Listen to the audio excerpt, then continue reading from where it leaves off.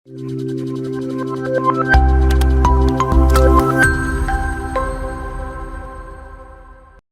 all, welcome to the introduction section of computer system. നമ്മൾ ഇന്ന് computer organisation എന്ന് പറയുന്ന പേപ്പറിന്റെ ഒന്നാമത്തെ യൂണിറ്റ് ആയ കമ്പ്യൂട്ടർ സിസ്റ്റം ആണ്. കമ്പ്യൂട്ടർ സിസ്റ്റം എന്താണെന്നുള്ളതാണ് നമ്മളിന്ന് നോക്കാനായിട്ട് പോകുന്നത്. കമ്പ്യൂട്ടർ സിസ്റ്റത്തിന്റെ ഇൻട്രൊഡക്ഷൻ പറയുകയാണെന്നുണ്ടെങ്കിൽ നമുക്കറിയാം, നമ്മളിന്ന് ഏതൊരു ഫീൽഡിൽ പോയാലും, ഇന്നത്തെ ഡിജിറ്റൽ വേൾഡിലെ ഏതൊരു ഫീൽഡിൽ പോയാലും കമ്പ്യൂട്ടർ എന്ന് പറയുന്ന ഡെയിലി ലൈഫിന്റെ തന്നെ ഒരു പാർട്ടായിട്ടുള്ള ഒരു ഡിജിറ്റൽ ഡിവൈസ് ആയിട്ടിരിക്കുകയാണ്. അതായത് ഇപ്പൊ നമുക്കറിയാം, നമ്മുടെ എല്ലാവരുടെയും കയ്യിൽ മൊബൈൽ ഫോൺ ഉണ്ട്. അതുപോലെ തന്നെ കോമൺ ആയിട്ട് വരുന്ന ഒരു ഡിവൈസ് തന്നെയാണ് കമ്പ്യൂട്ടർ എന്ന് പറയുന്നത്. ഇപ്പൊ നമ്മളൊരു ബാങ്കിൽ പോയാലും, അല്ലെങ്കിൽ ഒരു ഹോസ്പിറ്റലിൽ പോയാലും, ഏതൊരു എഡ്യൂക്കേഷണൽ സ്ഥാപനത്തിൽ പോയാലും, ഏതൊരു ഗവൺമെന്റ് ഓഫീസിൽ പോയാലും ഒക്കെ നമുക്ക് അവിടെ എല്ലാം കാണാൻ പറ്റുന്ന ഒരു ഡിവൈസ് ആണ് കമ്പ്യൂട്ടർ എന്ന് പറയുന്നത്. അപ്പം ഇന്നത്തെ ഒരു ഡിജിറ്റൽ വേൾഡില് ഏറ്റവും കോമൺ ആയിട്ട് യൂസ് ചെയ്യുന്ന ഒരു ഡിവൈസ് ആണ് ഈ കമ്പ്യൂട്ടർ. കമ്പ്യൂട്ടറിന്റെ വരവോട് കൂടിയാണ് ഈ ഡിജിറ്റൽ വേൾഡും തന്നെ ഒരു പേര് വന്നതും, അതുപോലെ തന്നെ ഇൻഫർമേഷൻ ടെക്നോളജിയുടെ യൂസസ് ഇത്രത്തോളം പബ്ലിക് ആവുകയും ചെയ്തത് ഇതിന്റെയൊക്കെ യൂസോട് കൂടി. നമ്മൾ കമ്പ്യൂട്ടറിന്റെ ഒരു ഹിസ്റ്ററിയാണ് ആദ്യമായിട്ട് പഠിക്കാനായിട്ട് പോകുന്നത്. ഹിസ്റ്ററി എന്ന് പറയുന്നത് നമുക്കറിയാം, ഇതിന്റെ ഒരു ആദ്യത്തെ സ്റ്റേജ് മുതലുള്ള ഡെവലപ്മെന്റ്സ്, മേജർ ആയിട്ടുള്ള ഡെവലപ്മെന്റ്സ് ആണ് നമ്മൾ ഇതിനകത്ത് നോക്കാനായിട്ട് പോകുന്നത്. കമ്പ്യൂട്ടറിന്റെ ഫസ്റ്റ് ഒരു പ്രോഗ്രാമബിൾ കമ്പ്യൂട്ടിംഗ് ഡിവൈസ് ഡെവലപ്പ് ചെയ്യാനുള്ള സ്റ്റഡീസ് 1944 സ്റ്റാർട്ട് ചെയ്തത്. യൂണിവേഴ്സിറ്റി ഓഫ് പെൻസിൽവേനിയ ആണത് സ്റ്റാർട്ട് ചെയ്തത്. അവർ ഫസ്റ്റ് ഡെവലപ്പ് ചെയ്തൊരു മോഡലാണ്. മോഡലിന്റെ പേരാണ് ENIAC എന്ന് പറയുന്നത്. Electronic numerical integrated and calculator എന്നാണ് അതിന്റെ ഫുൾ ഫോം വരുന്നത്. ENIAC ആണ് ഫസ്റ്റ് കമ്പ്യൂട്ടർ ആയിട്ട് അറിയപ്പെടുന്നത്. ENIAC എന്ന് പറയുന്നത് അതിന്റെ ബേസിക് കമ്പോണന്റ്, ഉണ്ടാക്കിയിരിക്കുന്ന ബേസിക് കമ്പോണന്റ് എന്ന് പറയുന്നത് വാക്യൂം ട്യൂബ്സ് ടെക്നോളജി യൂസ് ചെയ്തിട്ടായിരുന്നു ഇത് ചെയ്തിരുന്നത്. നമുക്കറിയാം, നമ്മൾ ഇന്ന് കാണുന്ന പോലെ ഒരു ഡിവൈസ് ഒന്നുമല്ല ആദ്യം യൂണിവേഴ്സിറ്റി ഡെവലപ്പ് ചെയ്ത ഡിവൈസ് ENIAC എന്ന് പറയുന്നത്. ഇത് നമ്മളൊക്കെ കേട്ടിട്ടുണ്ട്, ആദ്യത്തെ കമ്പ്യൂട്ടർ എന്ന് പറയുന്നത് ഒരു വലിയ റൂമിന്റെ സ്പേസ് കൺസ്യൂം ചെയ്യുന്ന അത്രയും വലിയൊരു ഡിവൈസ് ആയിരുന്നു എന്ന് പറയുന്നത്. അപ്പം അത്രയും വലിയ ഡിവൈസ് ആയിരുന്നു ആദ്യത്തെ കമ്പ്യൂട്ടർ. അതിൽ നിന്നും പല പല ഡെവലപ്മെന്റ്സും സ്റ്റേജസും കഴിഞ്ഞാണ് ഇപ്പൊ നമ്മളുടെ കൈപ്പിടിയിൽ ഒതുങ്ങുന്ന ചെറിയൊരു ഡിവൈസ് ആയിട്ട് കമ്പ്യൂട്ടർ മാറിയിരിക്കുന്നത്. അപ്പം വാക്യൂം ട്യൂബ്സ് ടെക്നോളജി യൂസ് ചെയ്തിട്ടായിരുന്നു ഈ ആദ്യത്തെ കമ്പ്യൂട്ടർ ഡെവലപ്പ് ചെയ്തിട്ടുണ്ടായിരുന്നത്.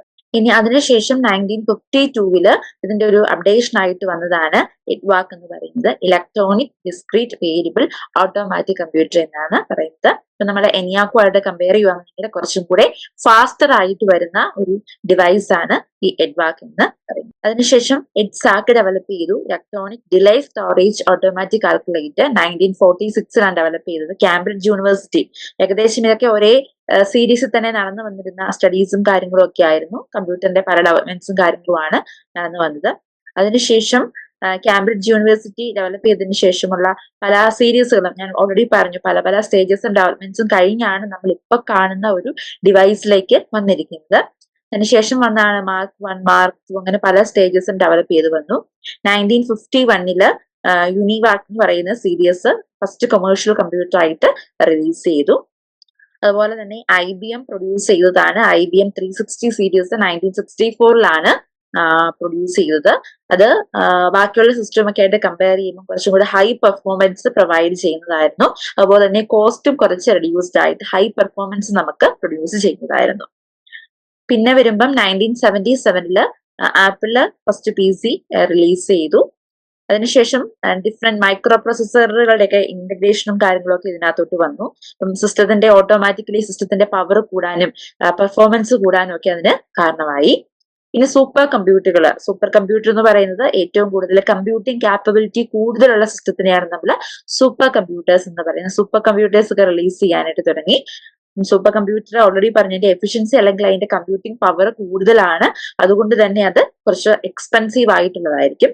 ആ മോഡലിൽ പെടുന്നതാണ് Cray 1 കാറ്റഗറിയിലൊക്കെ പെടുന്ന സിസ്റ്റംസ്. പിന്നെ 1980s 1990 അതായത് ഇപ്പൊ നമ്മൾ കാണുന്ന സിസ്റ്റവുമായിട്ട് ഓൾമോസ്റ്റ് സിമിലർ ആയിട്ട് വരുന്ന സിസ്റ്റംസ് ആണ് അതിനുശേഷം ഡെവലപ്പ് ചെയ്ത് വന്നുകൊണ്ടിരുന്നത്. മെമ്മറിയുടെ ഒക്കെ ക്യാപ്പബിലിറ്റി കൂടുകയും ഷെയർഡ് മെമ്മറി ഒക്കെ യൂസ് ചെയ്യുകയൊക്കെ ചെയ്തിരുന്ന സിസ്റ്റംസ് ആണ് അതിനുശേഷം ഡെവലപ്പായി വന്നുകൊണ്ടിരുന്നത്. നമുക്കറിയാം, ഇപ്പോഴത്തെ ഒരു ഡെസ്ക്ടോപ്പ് സിസ്റ്റത്തിന്റെ ഒക്കെ മോഡലാണ് ആ സമയത്ത് ഡെവലപ്പ് ചെയ്ത് വന്നുകൊണ്ടിരുന്നത്. സെർവേഴ്സിന്റെ ഒക്കെ യൂസസ് ഉണ്ടായി, നെറ്റ്വർക്കുകൾ ഇന്റഗ്രേറ്റ് ചെയ്യാനായിട്ട് തുടങ്ങി. അങ്ങനെയൊക്കെയാണ് അതിനുശേഷമുള്ള സ്റ്റഡീസും കാര്യങ്ങളും വന്നത്. പിന്നെ വന്നത് ഗ്രിഡ് കമ്പ്യൂട്ടിംഗ് എന്ന് പറയുന്ന ഒരു കോൺസെപ്റ്റ് ഇതിനകത്തോട്ട് ഇംപ്ലിമെന്റ് ചെയ്യാനായിട്ട് തുടങ്ങി. അതിനുശേഷം കമ്പ്യൂട്ടേഷനായിട്ടും പിന്നെ എന്താ പറയുക, ലോ കോസ്റ്റ് ആയിട്ടുള്ള സിസ്റ്റംസ് പ്രൊഡ്യൂസ് ചെയ്യാനായിട്ടും, ലോ കോസ്റ്റ് ആയിട്ടുള്ള system at the same time computational power കൂടുതലും ആയിട്ടുള്ള സിസ്റ്റംസ് ഒക്കെ ഈ ഗ്രിഡ് കമ്പ്യൂട്ടിങ്ങിന്റെ ഹെൽപ്പോട് കൂടി റിലീസ് ചെയ്യാനായിട്ട് സാധ്യമായിട്ടുണ്ട്. ഇനി ഇപ്പൊ ഈ പറഞ്ഞ കാര്യങ്ങളെല്ലാം ജസ്റ്റ് ഒന്ന് സമ്മറൈസ് ചെയ്തു പറയുന്ന ഒരു ടേബിൾ ആണ് ഈ റെപ്രസെന്റേഷൻ ടേബിൾ 1.1 എന്ന് പറഞ്ഞ ഈ ടേബിൾ റെപ്രസെന്റേഷൻ കൊടുത്തിരിക്കുന്നത്. നമ്മൾ പറയുന്ന ഈ പറഞ്ഞ ഈ പീരീഡ് ഓഫ് ടൈമിലെ ഒരു ടൈം ലൈൻ പോലെ ഒരു ടേബിൾ റെപ്രസെന്റേഷൻ ആയിട്ട് കൊടുത്തിരിക്കുന്നതാണ് ഇത്. ഇപ്പൊ ഫസ്റ്റ് ജനറേഷൻ മുതൽ fifth generation, present and beyond വരെയാണ് കൊടുത്തിരിക്കുന്നത്. നോക്കുമ്പോ അറിയാം, ഫസ്റ്റ് ജനറേഷൻ എന്ന് പറയുന്നത്, നമ്മുടെ ഫസ്റ്റ് ജനറേഷൻ സിസ്റ്റത്തിനെ നമ്മൾ കൺസിഡർ ചെയ്യുന്ന പീരീഡ് എന്ന് പറയുന്നത് 1940 മുതൽ 1956 വരെയാണ്. ഞാൻ ആദ്യം പറഞ്ഞ പോലെ തന്നെ അതിനകത്ത് വാക്യൂം ട്യൂബ്സ് ടെക്നോളജീസ് ആയിരുന്നു യൂസ് ചെയ്തുകൊണ്ടിരുന്നത്. മെമ്മറിയുടെ കപ്പാസിറ്റി എന്ന് പറയുന്നത് വളരെ കുറവായിരുന്നു. 20 KB മെമ്മറി കപ്പാസിറ്റി ആയിരുന്നു ഉണ്ടായിരുന്നത്. അതുപോലെ ഒരു കാര്യം നമ്മൾ കൊടുത്താൽ, ഒരു ഇൻസ്ട്രക്ഷൻ നമ്മൾ കൊടുത്താൽ അത് പ്രോസസ്സ് ചെയ്ത് കിട്ടുന്ന സ്പീഡ് എന്ന് പറയുന്നത് 300 ഇൻസ്ട്രക്ഷൻസ് പെർ സെക്കൻഡ് ആയിരുന്നു. ഇനി ആ ടൈമിൽ നമ്മൾ സിസ്റ്റവുമായിട്ട് കമ്മ്യൂണിക്കേറ്റ് ചെയ്യുന്ന ലാംഗ്വേജ് എന്ന് പറയുന്നത് ഉള്ളി മെഷീൻ ലാംഗ്വേജ് മാത്രമായിരുന്നു നമ്മൾ യൂസ് ചെയ്തുകൊണ്ടിരുന്നത്. ഇനി എക്സാമ്പിൾസ് നമ്മൾ പറഞ്ഞ എക്സാമ്പിൾസ് തന്നെയാണ് കൊടുത്തിരിക്കുന്നത്. സെക്കൻഡ് ജനറേഷനിലേക്ക് വരുമ്പം ആ സെക്കൻഡ് ജനറേഷൻ എന്ന് പറയുന്ന പീരീഡ് കൺസിഡർ ചെയ്യുന്നത് 1956 മുതൽ 1963 വരെയാണ്. വാക്യൂം ട്യൂബ് എന്ന് പറയുന്ന കോൺസെപ്റ്റ് മാറി ട്രാൻസിസ്റ്ററിലേക്ക് മാറി. സിസ്റ്റത്തിന്റെ സൈസ് ഒക്കെ കുറച്ചും കൂടെ കുറയാനായിട്ട് തുടങ്ങി. അതിനകത്ത് യൂസ് ചെയ്തിരുന്ന മെമ്മറിയുടെ കപ്പാസിറ്റി എന്ന് പറയുന്നത് കുറച്ചും കൂടെ കൂടി 128 KB മെമ്മറി കപ്പാസിറ്റി വരെ വന്നു. പ്രോസസിംഗ് സ്പീഡ് എന്ന് പറയുന്നത് 300 വരെയായി. മെഷീൻ ലാംഗ്വേജ് നോടൊപ്പം തന്നെ അസംബ്ലി ലാംഗ്വേജും കൊബോൾ പോലെയുള്ള ലാംഗ്വേജുകളൊക്കെ ആ സമയത്ത് യൂസ് ചെയ്യാനായിട്ട് തുടങ്ങി. IBM സീരീസിൽ പെടുന്ന സിസ്റ്റംസ് ഒക്കെ ഈ സെക്കൻഡ് ജനറേഷനിൽ വരുന്നതാണ്. ഇനി തേർഡ് ജനറേഷനിലേക്ക് വരുമ്പോൾ ടൈം പീരീഡ് എന്ന് പറയുന്നത് 1964 മുതൽ 1971 വരെയാണ്. ട്രാൻസിസ്റ്റർ ടെക്നോളജി മാറി ഇന്റഗ്രേറ്റഡ് ചിപ്പ് IC എന്ന് പറയുന്ന ടെക്നോളജി ആയി മാറി. മെമ്മറിയുടെ കപ്പാസിറ്റി എന്ന് പറയുന്നത് 1 MB വരെയായി. ഈ നമ്മള് ഈ KB എന്താ, MB എന്താ എന്നൊക്കെ നമ്മൾ വരുന്ന ടോപ്പിക്സിനകത്ത് നമ്മൾ പഠിക്കും. ജസ്റ്റ് നമ്മൾ പേര് മാത്രമാണ് പറഞ്ഞു വരുന്നത്. ഇതിന്റെ ഡീറ്റെയിൽസ് നമ്മൾ മെമ്മറി പഠിക്കുമ്പോഴത്തേക്കും നമ്മൾ പഠിക്കുന്നതായിരിക്കും. പ്രോസസിംഗ് സ്പീഡ് അതുപോലെ ഇൻക്രീസ് ആയി. ലാംഗ്വേജുകൾ നമ്മൾ കാണുന്ന C++ പോലെയുള്ള ലാംഗ്വേജുകൾ വന്നു. IBM 360 സീരീസിൽ പെടുന്നതൊക്കെ ഈ തേർഡ് ജനറേഷനിൽ വരും. ഇനി ഫോർത്തിലേക്ക് വരുമ്പം 1971 മുതൽ പ്രസന്റ് സിസ്റ്റം വരെയുള്ളത് ഫോർത്ത് ജനറേഷൻ ആയിട്ട് കൺസിഡർ ചെയ്യുന്നു. വെരി ലാർജ് സ്കെയിൽ ഇന്റഗ്രേഷൻ ടെക്നോളജിയാണ് അതിനകത്ത് യൂസ് ചെയ്യുന്നത്. ചിപ്സിന്റെ ഒക്കെ യൂസസ് അതിനകത്ത് വന്നു. അതുപോലെ തന്നെ മെമ്മറിയിൽ തന്നെ പല ചേഞ്ചസും ഡെവലപ്മെന്റ്സും കാര്യങ്ങളും അതിനകത്ത് വന്നു. ഹൈ കപ്പാസിറ്റി കൂടാൻ തുടങ്ങി. പ്രോസസിംഗ് സ്പീഡും ഫാസ്റ്റർ ആവാൻ തുടങ്ങി. ഹൈ ലെവൽ ലാംഗ്വേജ്, അതായത് യൂസേഴ്സിന് കുറച്ചും കൂടെ ഈസി ആയിട്ട് ഇന്ററാക്ട് ചെയ്യാൻ പറ്റുന്ന ലാംഗ്വേജുകൾ യൂസ് ചെയ്യുന്നു. പെന്റിയൻ സീരീസിൽ പെടുന്നതൊക്കെ ഫോർത്ത് ജനറേഷനിൽ വരുന്നതാണ്. ഇനി ഫിഫ്ത്ത് ജനറേഷനിലേക്ക് വരുമ്പോൾ കുറച്ചും കൂടെ ഇന്റഗ്രേഷൻ ടെക്നോളജി, ULSI ഇന്റഗ്രേഷൻ ടെക്നോളജീസിലേക്ക് മാറി. മെമ്മറി കപ്പാസിറ്റി അതുപോലെ തന്നെ പ്രോസസിംഗ് കപ്പാസിറ്റി ഒക്കെ എക്സ്ട്രാ ആയിട്ട് അതിനകത്ത് ഇംപ്രൂവ്ഡ് ആയിട്ടുണ്ട്. അതുപോലെ തന്നെ ഓൾമോസ്റ്റ് എല്ലാ ഹൈ ലെവൽ ലാംഗ്വേജുകളും സപ്പോർട്ട് ചെയ്യാനായിട്ട് തുടങ്ങി. അതുപോലെ നെറ്റ്വർക്കിനെ സപ്പോർട്ട് ചെയ്യുന്ന ലാംഗ്വേജുകളൊക്കെ നമുക്ക് ഇതിനകത്ത് യൂസ് ചെയ്യാനായിട്ട് പറ്റും. ഇപ്പം എക്സാമ്പിൾസ് പറയുകയാണെങ്കിൽ നമ്മൾ ഇപ്പൊ പറയുന്ന ഏറ്റവും കൂടുതൽ ട്രെൻഡിങ് ആയിട്ട് നിൽക്കുന്ന AI, റോബോട്ടിക്സ് ഒക്കെ അതുമായിട്ട് റിലേറ്റ് ചെയ്യുന്ന എല്ലാ സിസ്റ്റംസും നമുക്ക് ഈ ഫിഫ്ത്ത് ജനറേഷനിൽ ഇനി അങ്ങോട്ടുള്ളതിനകത്ത് വരുന്നത്. അപ്പൊ ഇതാണ് ഇതിന്റെ ഒരു ഓവർവ്യൂ എന്ന് പറയുന്നത്. ഇതിനകത്തെ മെജോറിറ്റി ടേംസും നമ്മൾ പഠിക്കാനായിട്ട് പോകുന്നതേ ഉള്ളൂ. പ്രൊസസർ എന്താണ്, മെമ്മറി കപ്പാസിറ്റി, അതിന്റെ ടേംസും കാര്യങ്ങളൊക്കെ നമ്മൾ വരുന്ന ചാപ്റ്റേഴ്സിൽ നമ്മൾ പഠിക്കാനായിട്ട് ഉള്ളതാണ്. ഓക്കെ, ഇനി നമ്മള് semi conductor chips and computer എന്ന് പറയുന്ന ടോപ്പിക്കാണ് പഠിക്കാനായിട്ട് പോകുന്നത്. ഓൾറെഡി പറഞ്ഞു, കമ്പ്യൂട്ടറിനകത്ത് പല പല കമ്പോണൻസും കാര്യങ്ങളും ഉണ്ട്. അപ്പം ഈ കമ്പോണൻസിനകത്തെ ഏറ്റവും ഒരു ഇമ്പോർട്ടന്റ് ആയിട്ടുള്ള കമ്പോണന്റ് അല്ലെങ്കിൽ എല്ലാ കമ്പോണൻസും ഉണ്ടാക്കി വെച്ചിരിക്കുന്നതിനകത്ത് ഒരു പ്രൈം ഫാക്ടർ എന്ന് പറയുന്നതാണ് സെമി കണ്ടക്ടർ എന്ന് പറയുന്ന material. So semi conductor material ഇപ്പൊ ഓൾറെഡി പറഞ്ഞു, പണ്ടത്തെ സിസ്റ്റത്തിന് ഏറ്റവും ആദ്യം ഉണ്ടാക്കിയ സിസ്റ്റത്തിന് ഒരു റൂമിന്റെ അത്രയും സ്പേസ് അത് കൺസ്യൂം ചെയ്യുമെന്ന് പറഞ്ഞു. അപ്പൊ അതിന്റെ ഒരു റീസൺ എന്ന് പറയുന്നത് അതിനകത്ത് യൂസ് ചെയ്തിരുന്ന വാക്യൂം ട്യൂബ്സിന്റെ എണ്ണം, അല്ലെങ്കിൽ അത്രയും number of vacuum tubes use ചെയ്യുന്നതുകൊണ്ടായിരുന്നു അത്രയും സൈസും കാര്യങ്ങളും അതിനകത്ത് വന്നുകൊണ്ടിരുന്നത്. അത് ഓരോ മാറിക്കൊണ്ടിരിക്കും, അതായത് സെമി കണ്ടക്ടർ മാറി, ചിപ്പായി, ഇങ്ങനെ ഓരോന്ന് വന്നുകൊണ്ടിരിക്കുമ്പോൾ ഈ പ്രോസസ്സിംഗ് കപ്പാസിറ്റി കൂടുകയും അതിനോടൊപ്പം തന്നെ സിസ്റ്റത്തിന്റെ സൈസ് ഒരു പരിധി വരെ ഡിക്രീസ് ആവുകയുമാണ് ചെയ്തിരിക്കുന്നത്. അതിനെയാണ് നമ്മൾ ഇന്റഗ്രേഷൻ ടെക്നോളജി യൂസ് ചെയ്തുകൊണ്ടിരിക്കുന്നത്. ഈ ഇന്റഗ്രേഷൻ ടെക്നോളജി വന്നതോടുകൂടി നമ്മൾ ട്രാൻസിസ്റ്റേഴ്സ് ഒക്കെ നമ്മൾ യൂസ് ചെയ്യാനായിട്ടും ചിപ്പുകളൊക്കെ ആയിട്ട് നമ്മൾ യൂസ് ചെയ്യാനായിട്ട് തുടങ്ങി. അപ്പം അങ്ങനെ ആദ്യം യൂസ് ചെയ്തിരുന്ന ഇന്റഗ്രേഷൻ ടെക്നോളജിക്ക് പറയുന്നതാണ് SSI എന്ന് പറയുന്നത്. സ്മോൾ സ്കെയിൽ ഇന്റഗ്രേഷൻ എന്നാണ് ഉദ്ദേശിച്ചിരിക്കുന്നത്. അപ്പൊ ഇന്റഗ്രേഷൻ ഒക്കെ ചെയ്യുന്നതിന്റെ ഒരു പർപ്പസ് എന്ന് പറയുന്നത് സിസ്റ്റത്തിന്റെയൊക്കെ കപ്പാസിറ്റി കൂട്ടുക, പെർഫോമൻസ് കൂട്ടുക, അറ്റ് ദ സെയിം ടൈം അതിന്റെ സൈസ് കുറയ്ക്കുക എന്നുള്ളതാണ് ഇതിനകത്ത് വരുന്നത്. ഇനി അതിനുശേഷം SSI കഴിഞ്ഞ് വരുന്ന അടുത്ത ഇന്റഗ്രേഷൻ ആണ് മീഡിയം സ്കെയിൽ ഇന്റഗ്രേഷൻ എന്ന് പറയുന്ന ടെക്നോളജി, MSI. അതിനുശേഷമാണ് LSI എന്ന് പറയുന്നത്, ലാർജ് സ്കെയിൽ ഇന്റഗ്രേഷൻ. പിന്നെ വരുന്നതാണ് VLSI, very large scale integration. ഇപ്പൊ കറന്റ് ഉള്ളതാണ് ULSI, ultra large scale integration technology. ഇതെല്ലാം ഓരോ പടിപടിയായി കടന്നു വരുന്ന ഇന്റഗ്രേഷൻ ടെക്നോളജീസ് ആണ് വരുന്നത്. ഇതെല്ലാം ചെയ്യുമ്പോൾ ഉള്ള ഒരു മേജർ അഡ്വാൻറ്റേജ് എന്ന് പറയുന്നത് ഫീച്ചർ സൈസ് എന്ന് പറയുന്ന കോൺസെപ്റ്റ് ആണ്. So the feature size is that the dimension of transistor that is required to be minimized without changing the functionality of the device. അപ്പൊ അതിന്റെ സൈസ് മിനിമൈസ് ചെയ്യുകയും അതിന്റെ ഫംഗ്ഷനാലിറ്റിയിൽ യാതൊരു വ്യത്യാസവും വരുത്താതെ, അതായത് പെർഫോമൻസ് എപ്പോഴും കൂട്ടിക്കൊണ്ട് ആ ഫംഗ്ഷനാലിറ്റിയിൽ ഒരു വ്യത്യാസവും വരുത്താതെ ചെയ്യുന്നതാണ് ഈ ഫീച്ചർ സൈസ് എന്ന് പറയുന്നത്. ഫീച്ചർ സൈസ് വരുന്നതിനനുസരിച്ച് സിസ്റ്റത്തിന്റെ സൈസ് കുറയുകയും ഇവഞ്ച്വലി അതിന്റെ പെർഫോമൻസ് അല്ലെങ്കിൽ കപ്പാസിറ്റി, മെമ്മറി ആയിക്കോട്ടെ, പ്രൊസസർ ആയിക്കോട്ടെ, ഇങ്ങനെ അഡ്വാൻസ്ഡ് ആയിട്ടുള്ള ഫംഗ്ഷനാലിറ്റീസ് കൂടുക എന്നുള്ളതാണ് വരുന്നത്. അതുപോലെ തന്നെ ഈ സെമി കണ്ടക്ടർ മെമ്മറി യൂസ് ചെയ്യാൻ തുടങ്ങിയതോടുകൂടി റാം മെമ്മറീസ്, അതായത് മെമ്മറി കപ്പാസിറ്റി കൂടുകയും ചെയ്തു. അപ്പൊ ആദ്യത്തെയൊക്കെ സിസ്റ്റത്തിനകത്ത് ഡേറ്റ സ്റ്റോർ ചെയ്യുക എന്ന് പറയുന്ന വളരെ കുറച്ച് എമൗണ്ട് ഓഫ് ഡേറ്റ മാത്രമായിരുന്നു നമുക്ക് സ്റ്റോർ ചെയ്ത് വെക്കാനായിട്ട് പറ്റുന്നത്. ഈ ഇന്റഗ്രേഷൻ ടെക്നോളജി അല്ലെങ്കിൽ റാമിന്റെ ഒക്കെ യൂസസ് വന്നതോടുകൂടി നമുക്ക് ലാർജ് എമൗണ്ട് ഓഫ് ഡേറ്റ നമുക്ക് ലാർജ് പീരീഡ് ഓഫ് ടൈമിലേക്ക് നമുക്ക് സ്റ്റോർ ചെയ്ത് വെക്കാനായിട്ട് പറ്റുന്നുണ്ട്. ഇത്രയാണ് കമ്പ്യൂട്ടറിന്റെ നമ്മൾ ആദ്യത്തെ ഒരു പോർഷൻ ആയിട്ട് പറയുന്നത്. നമ്മൾ കമ്പ്യൂട്ടറിന്റെ ഹിസ്റ്ററി ആയിരുന്നു പറഞ്ഞിരുന്നത്. ആ ഹിസ്റ്ററി ഓരോ സീരീസും എടുത്ത് അതിനകത്ത് എന്തൊക്കെയാണ് കമ്പോണൻസ് യൂസ് ചെയ്തിരുന്നതാണ് നമ്മൾ പറയുന്നത്. ഇത് നമ്മൾ പഠിക്കാനായിട്ട് പോകുന്നത് സ്ട്രക്ചർ ഓഫ് എ കമ്പ്യൂട്ടർ എന്ന് പറയുന്ന ടോപ്പിക്കാണ്. അതായത് ഒരു കമ്പ്യൂട്ടർ ഫങ്ഷൻ ചെയ്യാൻ ആവശ്യമായ യൂണിറ്റ്സ് ഏതൊക്കെയാണെന്നാണ് നമ്മൾ പഠിക്കാനായിട്ട് പോകുന്നത്. ഇനി ഒരു കമ്പ്യൂട്ടർ പ്രോസസ് ചെയ്യണമെന്നുണ്ടെങ്കിൽ ഒരു കമ്പ്യൂട്ടറിന്റെ ഒരു മിനിമം റിക്വയർമെന്റ്സ് എന്ന് പറയുന്നതാണ് ഒരു ഡയഗ്രമാറ്റിക് റെപ്രസെന്റേഷൻ ആയിട്ട് കൊടുത്തിരിക്കുന്നത്. നമുക്കതിനെ നമ്മൾ കൺസിഡർ ചെയ്യുകയാണെന്നുണ്ടെങ്കിൽ ഇൻപുട്ട്, പ്രോസസ്സിങ്, ഔട്ട്പുട്ട്, മെമ്മറി, ഇങ്ങനെ നമുക്ക് 4 സെക്ഷൻ ആയിട്ട് നമുക്ക് എടുക്കാനായിട്ട് പറ്റും. അപ്പം ഫസ്റ്റ് വൺ ആണ് ഇൻപുട്ട് എന്ന് പറയുന്നത്. ഇൻപുട്ട് എന്ന് പറയുന്നത് it should allow input of instruction or command and data on which these commands are performed. നമുക്ക് കമ്പ്യൂട്ടറിനെ കൊണ്ട് ഒരു കാര്യം ചെയ്യിപ്പിക്കണം എന്നുണ്ടെങ്കിൽ നമ്മൾ കമ്പ്യൂട്ടറിലേക്ക് കൊടുക്കുന്ന കാര്യത്തിന് പറയുന്ന പേരാണ് ഇൻപുട്ട് എന്ന് പറയുന്നത്. ഫോർ എക്സാമ്പിൾ, എനിക്ക് ഒരു കമ്പ്യൂട്ടറിനകത്ത് ഒരു പ്രോഗ്രാം യൂസ് ചെയ്തുകൊണ്ട് 2 നമ്പേഴ്സിനെ ആഡ് ചെയ്യണം എന്ന് കരുതുക. അഡീഷൻ എന്ന് പറയുന്ന ഓപ്പറേഷൻ പെർഫോം ചെയ്യണം. അപ്പം ഞാൻ കൊടുക്കുന്ന നമ്പർ എന്ന് പറയുന്നത് 10ഉം 10ഉം ആണ്. അപ്പൊ ഞാൻ ആ കൊടുക്കുന്ന ആ വാല്യൂന്ന് പറയുന്നതാണ് ഇൻപുട്ട് എന്ന് പറയുന്നത്. എനിക്ക് ഏത് നമ്പേഴ്സ് ആണോ ആഡ് ചെയ്ത് റിസൾട്ട് കിട്ടേണ്ടത്, ഞാൻ ആ കൊടുക്കുന്ന നമ്പറിന് പറയുന്ന പേരാണ് ഇൻപുട്ട് എന്ന് പറയുന്നത്. അപ്പൊ ഈ ഇൻപുട്ട് നമുക്ക് കമ്പ്യൂട്ടറിലേക്ക് കൊടുക്കണം എന്നുണ്ടെങ്കിൽ ഇൻപുട്ട് ഡിവൈസുകൾ ഏതെങ്കിലും യൂസ് ചെയ്തിട്ടാണ് നമ്മൾ കൊടുക്കുന്നത്. യൂഷ്വലി നമുക്ക് കമ്പ്യൂട്ടറിലേക്ക് ഒരു കാര്യം നമുക്ക് എൻട്രി ചെയ്യണം എന്നുണ്ടെങ്കിൽ നമ്മൾ യൂഷ്വലി യൂസ് ചെയ്യുന്ന ഡിവൈസ് എന്ന് പറയുന്നത് കീബോർഡ് ആണ്. നമ്മൾ കമ്പ്യൂട്ടറിലേക്ക് എന്ത് കൊടുക്കുന്നു എന്നുള്ളതാണ് ഇൻപുട്ട് എന്ന് പറയുന്നത്. അത് കൊടുക്കാനായിട്ട് യൂസ് ചെയ്യുന്ന ഡിവൈസ് അല്ലെങ്കിൽ ആ ഒരു യൂണിറ്റിനെ പറയുന്നതാണ് ഇൻപുട്ട് യൂണിറ്റ് എന്ന് പറയുന്നത്. ഇനി രണ്ടാമത്തെ യൂണിറ്റ് എന്ന് പറയുന്നത് മെമ്മറി. ഇപ്പൊ മെമ്മറി എന്ന് പറയുന്ന പേരിൽ തന്നെ നമുക്കറിയാം സ്റ്റോറേജ് ആണ് വരുന്നത്. അപ്പം ഡേറ്റ ആയിക്കോട്ടെ, ഇൻസ്ട്രക്ഷൻ ആയിക്കോട്ടെ, പ്രോഗ്രാം ആയിക്കോട്ടെ, നമുക്ക് ഫ്യൂച്ചർ യൂസിന് വേണ്ടി അല്ലെങ്കിൽ ഒരു പ്രോഗ്രാം എക്സിക്യൂട്ട് ചെയ്യാനായിട്ട് അതിന് കമ്പ്യൂട്ടറിനുള്ളിൽ സ്റ്റോർ ചെയ്ത് വെക്കണം. ആ സ്റ്റോർ ചെയ്ത് വെക്കുന്ന സ്പേസ് ആണ് മെമ്മറി എന്ന് പറയുന്നത്. Memory unit, MU, memory unit എന്ന് പറയുന്നത്. ഇനി അടുത്ത യൂണിറ്റ് ആണ് പ്രോസസ് എന്ന് പറയുന്നത് അല്ലെങ്കിൽ CPU എന്ന് പറയുന്ന യൂണിറ്റ്. അപ്പം ഈ CPU എന്ന് പറയുന്ന യൂണിറ്റ് ഇതിനകത്ത് നിങ്ങൾക്ക് കാണാൻ പറ്റും. നടുക്ക് കാണുന്നതാണ് CPU. അതിനകത്ത് 3 സെക്ഷൻ ആയിട്ടാണ് കൊടുത്തിരിക്കുന്നത്.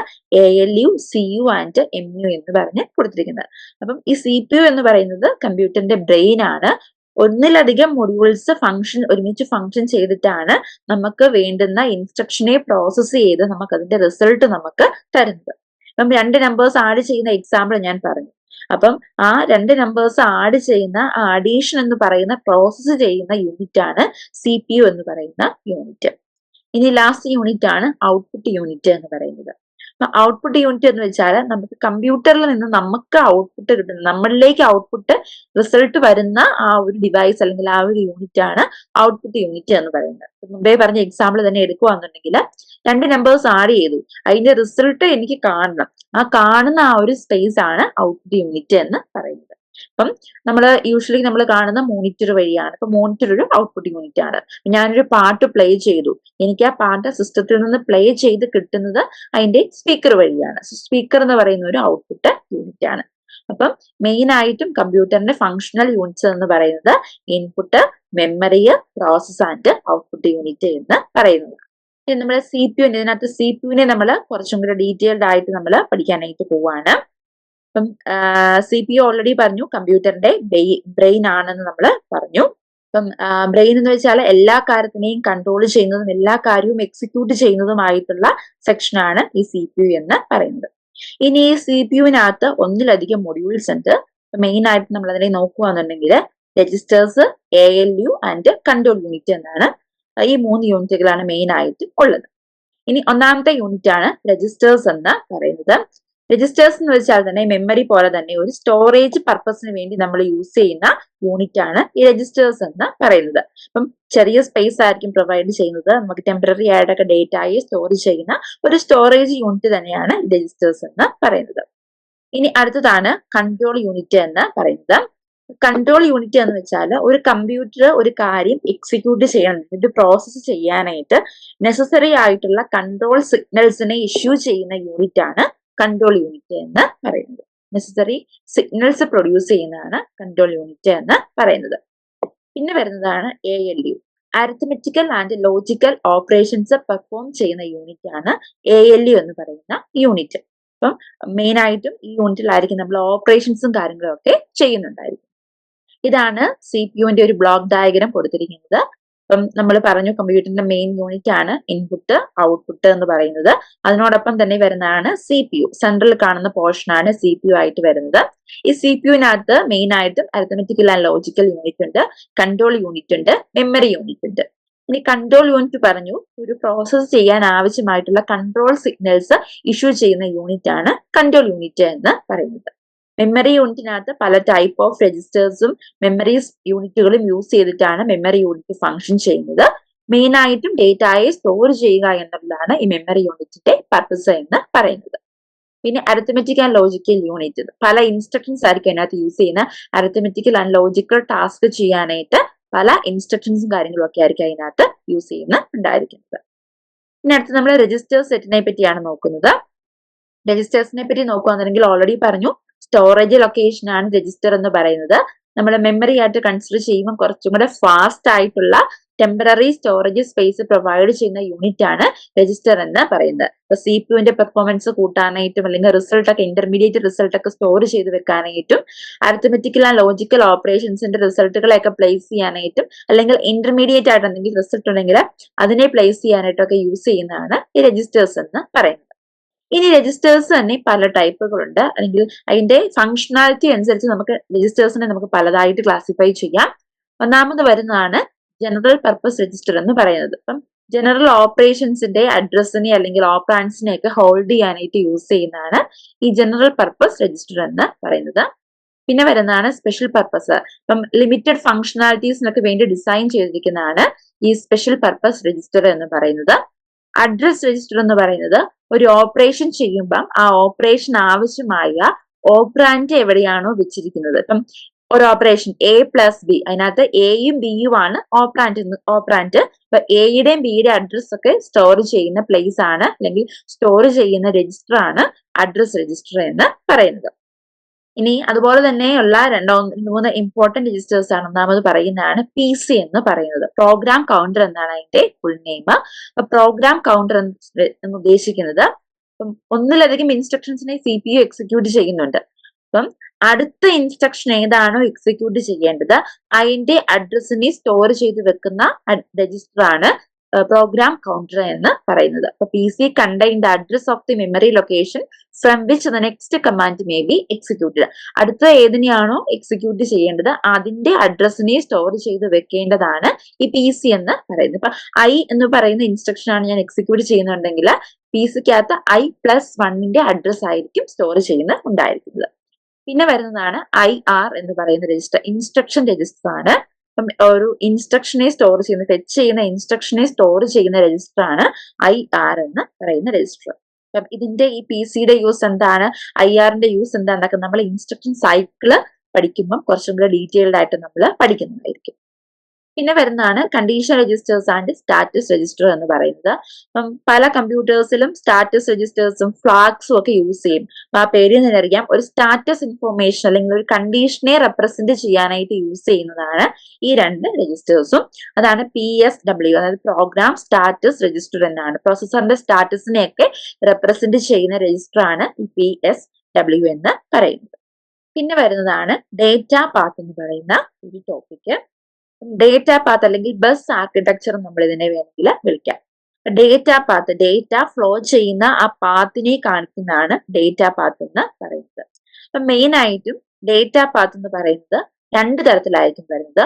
ഒന്ന് ഡേറ്റയ്ക്ക് വേണ്ടിയും രണ്ട് അഡ്രസ്സിന് വേണ്ടി. അപ്പൊ നമ്മുടെ റിയൽ ലൈഫ് എടുക്കുവാണ്, നമുക്ക് ഒരു ലൊക്കേഷനിൽ നിന്ന് വേറൊരിടത്തേക്ക് പോകണമെന്നുണ്ടെങ്കിൽ നമ്മൾ ഏതെങ്കിലും തരത്തിലുള്ള ട്രാൻസ്പോർട്ടേഷൻ ഫെസിലിറ്റി ആണ് യൂസ് ചെയ്യുന്നത്. അതുപോലെ തന്നെ കമ്പ്യൂട്ടറിനുള്ളിലും ഒരിടത്തിരിക്കുന്ന ഡേറ്റ പല പല ആവശ്യങ്ങൾക്ക് വേണ്ടി അങ്ങോട്ടും ഇങ്ങോട്ടും ഒക്കെ ട്രാൻസ്ഫർ ചെയ്യേണ്ടി വരും.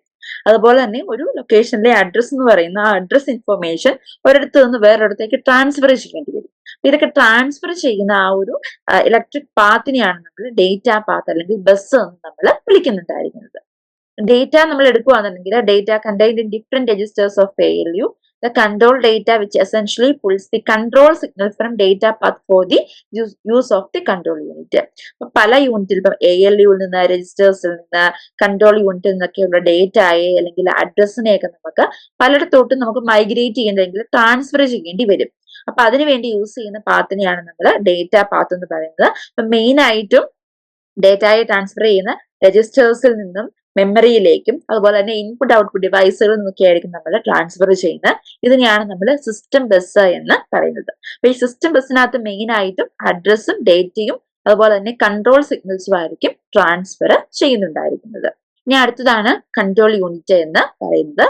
കൺട്രോൾ യൂണിറ്റ് എന്ന് വെച്ചാൽ ഒരു കമ്പ്യൂട്ടറിന് ഒരു ഓപ്പറേഷൻ ചെയ്യാൻ ആവശ്യമായ നെസസറി ആയിട്ടുള്ള കൺട്രോൾ സിഗ്നൽസ് ഇഷ്യൂ ചെയ്യുക എന്നുള്ളത്, ജനറേറ്റ് ചെയ്യുക, അതിനെ ഇഷ്യൂ ചെയ്യുക എന്നുള്ളതാണ് കൺട്രോൾ യൂണിറ്റിന്റെ ഫംഗ്ഷനാലിറ്റി എന്ന് പറയുന്നത്. ഈ കൺട്രോൾ യൂണിറ്റ് ഫംഗ്ഷൻ ചെയ്യുന്നത് ഒരു ക്ലോക്കുമായിട്ട് സിങ്കർണൈസ് ചെയ്തിട്ട് ക്ലോക്കിന്റെ ടൈം പീരീഡ് വെച്ചിട്ടായിരിക്കും ഈ കൺട്രോൾ സിഗ്നൽസ് ഒക്കെ ഇഷ്യൂ ചെയ്യുന്നുണ്ടായിരിക്കുന്നത്. പിന്നെ അടുത്ത അഞ്ചാമത്തെ സെക്ഷനാണ് memory unit and input output unit എന്ന് പറയുന്നത്. അപ്പം മെമ്മറി യൂണിറ്റ് എന്ന് പറയുന്നത് ഓൾറെഡി പറഞ്ഞു, നമുക്ക് ഡേറ്റയെ സ്റ്റോർ ചെയ്യാനായിട്ടുള്ള യൂണിറ്റ് ആണ് മെമ്മറി യൂണിറ്റ് എന്ന് പറയുന്നത്. ഇനി ഇൻപുട്ട് ഔട്ട്പുട്ട് എന്ന് ഉദ്ദേശിക്കുന്നത് നമുക്ക് ഇൻപുട്ട് കൊടുക്കാനും തിരിച്ച് സിസ്റ്റത്തിൽ നിന്ന് ഔട്ട്പുട്ട് കിട്ടാനുമായിട്ട് യൂസ് ചെയ്യുന്ന ഡിവൈസുകളാണ് IO ഡിവൈസുകൾ എന്ന് പറയുന്നത്. ഇനി ഒരു കമ്പ്യൂട്ടർ സിസ്റ്റത്തിൽ നമ്മൾ ഡേറ്റയെ നമ്മൾ റെപ്രസെന്റ് ചെയ്യുന്നതല്ല, ഡേറ്റയെ നമ്മൾ സ്റ്റോർ ചെയ്യുന്നത് ബൈനറി ഡിജിറ്റ്സ് ആയിട്ടായിരിക്കും സ്റ്റോർ ചെയ്യുന്നത്. ബൈനറി ഡിജിറ്റ് എന്ന് വെച്ചാൽ രണ്ട് വാല്യൂസേ അതിനകത്തേ ഉള്ളൂ. ഒന്നാമത്തെ വാല്യൂ ആണ് 0, രണ്ടാമത്തെ വാല്യൂ ആണ് 1 എന്ന് പറയുന്നത്. ബൈനറി എന്ന് വെച്ചാൽ 2 എന്നാണ് അതിനർത്ഥം. അപ്പൊ ബൈനറി ആകെ 2 ഡിജിറ്റുകളാണുള്ളത്, 0യും 1ഉമാണ്. ഇതിനെയാണ് നമ്മൾ ബിറ്റ്സ് എന്ന് പറയുന്നത്. ഈ ബിറ്റ്സ് ഫോമിലായിരിക്കും നമ്മൾ ഡേറ്റയെ എല്ലാം സ്റ്റോർ ചെയ്യുന്നതും റെപ്രസെന്റ് ചെയ്യുന്നതും ഉണ്ടായിരിക്കുന്നത്. ഇനി 8 ബിറ്റുകൾ ചേർന്നതിനെയാണ് നമ്മൾ ഒരു ബൈറ്റ് എന്ന് പറയുന്നത്. അങ്ങനെ 16 ബിറ്റുകൾ ചേർന്നതിനെയാണ് നമ്മൾ 2 ബൈറ്റ് എന്ന് പറയുന്നത്. സിമിലർലി 32 ബിറ്റ്സ് ചേർന്നതിനെയാണ് നമ്മൾ 4 ബൈറ്റ്സ് എന്ന് പറയുന്നത്. അപ്പം ഓർക്കുക, ബൈനറി ഡിജിറ്റ്സ് അയച്ചിട്ടായിരിക്കും കമ്പ്യൂട്ടറിൽ നമ്മൾ ഡേറ്റയെ സ്റ്റോർ ചെയ്യുന്നുണ്ടായിരിക്കുക. ആ ബൈനറി ഡിജിറ്റിനകത്ത് 2 വാല്യൂസേ ഉള്ളൂ, ഒന്ന് 0യും മറ്റൊന്ന് 1ഉം. അതിനെയാണ് നമ്മൾ ഒരു ബിറ്റ് എന്ന് പറയുന്നത്. ഇങ്ങനത്തെ 8 ബിറ്റ്സ് ചേർന്നാണ് ഒരു ബൈറ്റ് എന്ന് പറയുന്നത്. ഇനി ഇതിന്റെ ഒരു സൈസ് ചാർട്ട് ഇവിടെ കൊടുത്തിട്ടുണ്ട്. ഇതിന്റെ ഒരു സൈസ് റെപ്രസെന്റേഷൻ ആണ് കൊടുത്തിരിക്കുന്നത്. അപ്പം 1 KB അല്ലെങ്കിൽ 1 കിലോ ബൈറ്റ് എന്ന് പറയുന്നത് 2⁻10 ബൈറ്റ്സിന് ഇക്വലന്റ് ആണ്. ഏകദേശം 1024 ബൈറ്റ്സ് ചേർന്ന്, അതായത് 1 KB എന്ന് ഉദ്ദേശിക്കുന്നത് 1024 ബൈറ്റ്സ് ചേർന്നതിനെയാണ് നമ്മൾ പറയുന്നത്. ഇനി ഒരു MB എന്ന് വെച്ചാൽ 210 KB ആണ് ഉദ്ദേശിക്കുന്നത്. 220 ബൈറ്റ്സ് ചേർന്നാണ് ഒരു MB എന്ന് പറയുന്നത്. അതുപോലെ തന്നെയാണ് താഴേക്ക് വരുന്നത്. പിന്നെ വരുന്നത് GB, ജിഗാബൈറ്റ്, ടെറാബൈറ്റ്, പിറ്റാബൈറ്റ്, എക്സാബൈറ്റ് പറഞ്ഞാണ് ഓരോന്റെ സൈസ് ചാർട്ട് പോകുന്നത്. അതിന്റെ ഇക്വലന്റ് എത്ര ബൈറ്റ്സ് ചേർന്നാണ് റൈറ്റ് സൈഡിൽ അത് കൊടുത്തിരിക്കുന്നത്. ഇനി ഇൻപുട്ട് ഔട്ട്പുട്ട് ഡിവൈസുകൾ നമ്മൾ പറഞ്ഞു. ഓൾറെഡി നമുക്ക് കമ്പ്യൂട്ടറിലേക്ക് ഒരു വാല്യൂവിനെ കൊടുക്കാനും തിരിച്ച് നമുക്ക് ആ ഔട്ട്പുട്ട് കിട്ടാനായിട്ടുമായിട്ട് യൂസ് ചെയ്യുന്ന ആ ഒരു യൂണിറ്റ് ആണ് IO യൂണിറ്റ് എന്ന് പറയുന്നത്. ഈ IO യൂണിറ്റിനകത്ത് എക്സാമ്പിൾസ് പറയുകയാണെങ്കിൽ കീബോർഡ് ആണ് ഏറ്റവും കോമൺ ആയിട്ട് നമ്മൾ യൂസ് ചെയ്യുന്ന ഇൻപുട്ട് ഡിവൈസ് എന്ന് പറയുന്നത്. പ്രിന്റർ, മോണിറ്റർ ഇതൊക്കെയാണ് നമുക്ക് ഔട്ട്പുട്ട് തിരിച്ചു തരുന്ന ഡിവൈസ് അല്ലെങ്കിൽ ഔട്ട്പുട്ട് യൂണിറ്റ് എന്ന് പറയുന്നത്. അപ്പം ഇത്രയാണ് മെയിൻ ആയിട്ടും ഒരു കമ്പ്യൂട്ടറിന്റെ ഫങ്ഷണൽ യൂണിറ്റ്സ് എന്ന് പറയുന്നത്. അപ്പൊ നമ്മൾ പഠിച്ചു എന്താണ് ഇൻപുട്ട് യൂണിറ്റ് പഠിച്ചു, ഔട്ട്പുട്ട് യൂണിറ്റ് എന്താണെന്ന് കണ്ടു, മെമ്മറി എന്താണെന്ന് കണ്ടു, മെമ്മറിക്കകത്ത് എങ്ങനെയാണ് ഡേറ്റ ആയി സ്റ്റോർ ചെയ്യുന്നത് കണ്ടു, പ്രോസസിങ് യൂണിറ്റ് കണ്ടു, ഇൻസ്ട്രക്ഷൻ എന്താണെന്ന് നമ്മൾ കണ്ടു. ഇനി നമ്മൾ ഇതിന്റെ കുറച്ചും കൂടെ ഡീറ്റെയിൽഡ് ആയിട്ട് ഇൻസ്ട്രക്ഷനെ പറ്റിയാണ് നമ്മൾ പഠിക്കാനായിട്ട് പോകുന്നത്. What is an instruction? A binary operation code is also code opcode. Each instruction may have one or more operands, which may be the data itself or can be used to compute the address of the operand. നമ്മളോട് ഒരാള് instruct ചെയ്യുക എന്ന് വെച്ചാൽ ഒരു കാര്യം ചെയ്യാനായിട്ട് പറയുന്നുണ്ട്. കമാൻഡിനെയാണ് നമ്മൾ ഇൻസ്ട്രക്ഷൻ എന്ന് അല്ലെങ്കിൽ ഇൻസ്ട്രക്ട് ചെയ്യുക എന്ന് പറയുന്നത്. അതുപോലെ തന്നെ കമ്പ്യൂട്ടറിനോട് നമ്മളൊരു കാര്യം ചെയ്യാൻ വേണ്ടി നമ്മൾ കൊടുക്കുന്ന ആ ഒരു കമാൻഡിന് പറയുന്നതാണ് ഇൻസ്ട്രക്ഷൻ എന്ന് പറയുന്നത്.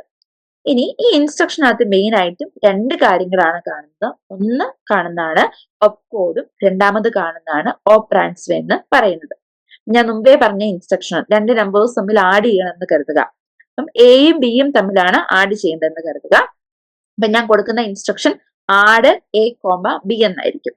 അപ്പൊ അതിനകത്ത് വരുന്ന ഓപ്പറാൻസ്, അതായത് ഓപ്പറേഷൻ നമ്മൾ ചെയ്യുന്ന ഏതിലാണോ നമ്മൾ ചെയ്യുന്നത് അതിനെയാണ് നമ്മൾ ഓപ്പറാൻസ് എന്ന് വിളിക്കുന്നത്. എയും ബിയും ആണ് അതിനകത്തെ ഓപ്പറാൻസ് എന്ന് ഉദ്ദേശിക്കുന്നത്.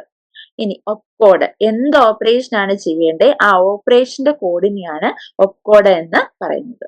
അപ്പം A+B എന്നാ ഉദ്ദേശിക്കുന്നത്. അപ്പൊ ആഡ് എന്ന് പറയുന്നതാണ് ഇൻസ്ട്രക്ഷന്, എയും ബിയും ആണ് ഓപ്പറാൻസ്. അതിനകത്ത് opcode എന്ന് പറയുന്നത് ആ ആഡ് എന്ന് പറയുന്ന ഓപ്പറേഷൻ ആണ്.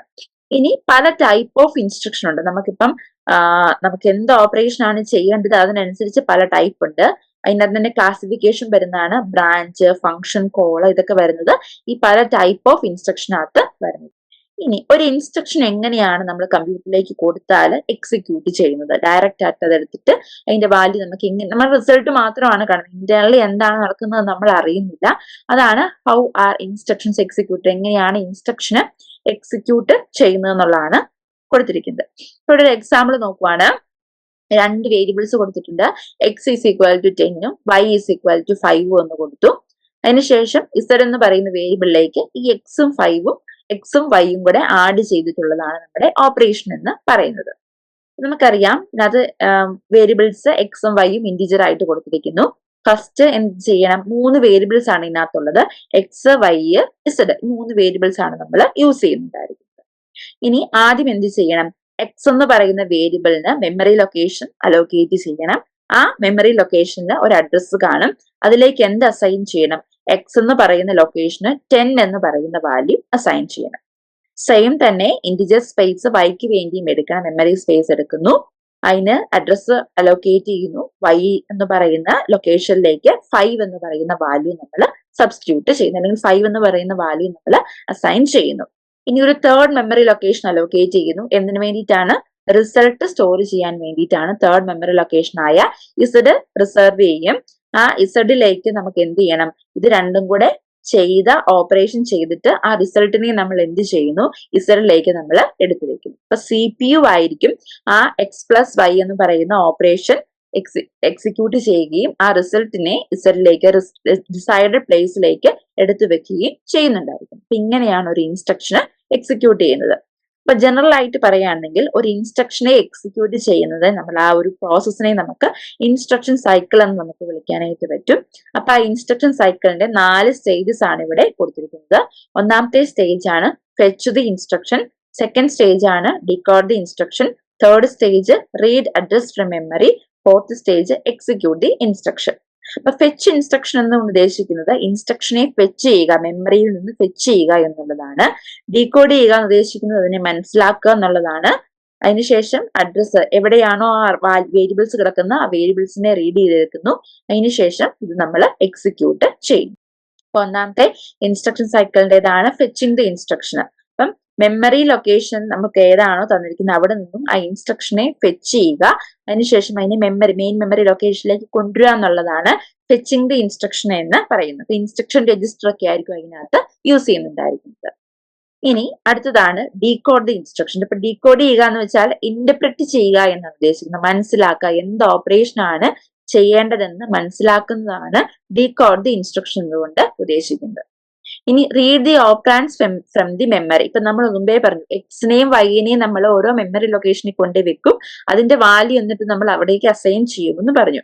അപ്പം ആ റീഡ് ചെയ്യുന്ന ആ മെമ്മറി ലൊക്കേഷനിൽ നിന്ന് തിരിച്ച് റിട്രീവ് ചെയ്യുന്ന ഓപ്പറേഷൻ ആണ് read the operands from the memory എന്നുകൊണ്ട് ഉദ്ദേശിക്കുന്നത്. ലാസ്റ്റ് ആയിട്ട് എക്സിക്യൂട്ട് ദി ഇൻസ്ട്രക്ഷൻ. ഇപ്പം ഇൻസ്ട്രക്ഷന്റെ നമ്മൾ ഫെച്ച് ചെയ്തു, ഡീകോഡ് ചെയ്യേണ്ട കാര്യം മനസ്സിലാക്കി, നമ്മുടെ കയ്യിൽ അഡ്രസ്സ് കിട്ടി, ഇനി നമുക്ക് അതിനെ എക്സിക്യൂട്ട് ചെയ്യുക, ഫൈനൽ റിസൾട്ടിനെ അതിന്റെ ലൊക്കേഷനിൽ കൊണ്ടുപോയി പ്ലേസ് ചെയ്യുക എന്നുള്ളതാണ് ലാസ്റ്റ് സ്റ്റേജിനകത്ത് വരുന്നത്.